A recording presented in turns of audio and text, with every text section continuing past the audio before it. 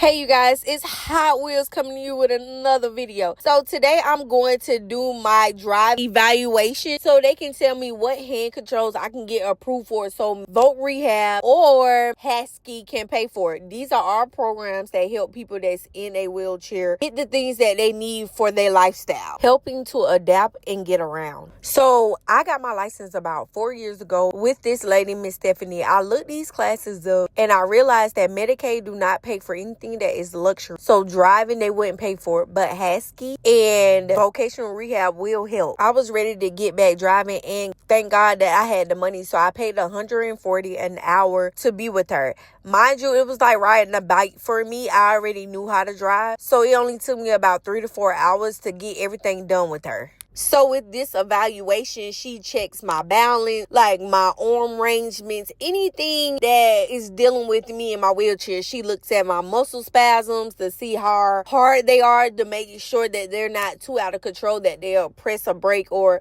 mess me up while I'm driving. So on the back of my license, it says restrictions, hand controls or steering knob. So a lot of people do not get the restrictions, or they do not do this step to get back driving. Now, mind you, you don't have to do it, because in some states you can put the requirements on there or you can't. But what happens is, what Miss Stephanie had told me is, sometimes that if you get in an accident, people can sue you for not having the right protocols on your license, or your insurance company can not cover you because you don't have the right requirements on your license. Now, Medicaid does not pay for anything that is luxury. So they feel like driving is luxury, so they would not pay for it. But places like vocational rehab or Husky, the Head Spinal Cord Association, they sometimes will pay for things if it's under the guidelines and the requirements of the vehicle and the person. So with the physician, she basically puts you on different hand controls and figure out which one is best for you.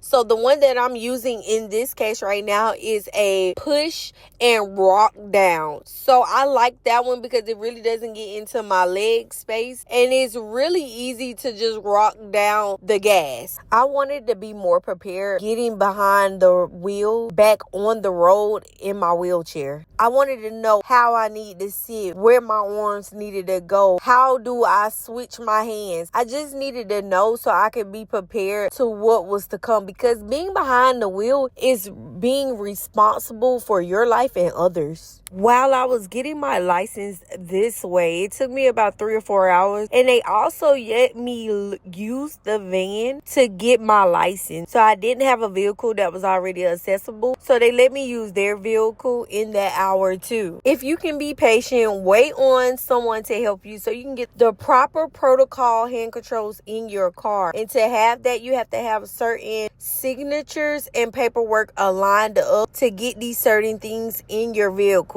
So she was just telling me about different features that I can ask for and that is accessible for me. Portable hand controls do work, but you're supposed to use those temporarily. So you will always want to get manual or electrical hand controls for your car. If you are using the portables and you don't have the funds to pay for these classes, or you're not accessible to these programs, just make sure you're always checking your knobs when you get in your car to tighten up the handles on the pedals. That's how you get your license restrictions, and you also be able to get back on the road knowing that you're going to be safe and prepared. They will get everything today. Okay, cool. Right. Thank you. I appreciate you, Hugs. Oh, I love you, girl. All right, see you later. Adorable. Be safe. Bye. Thanks.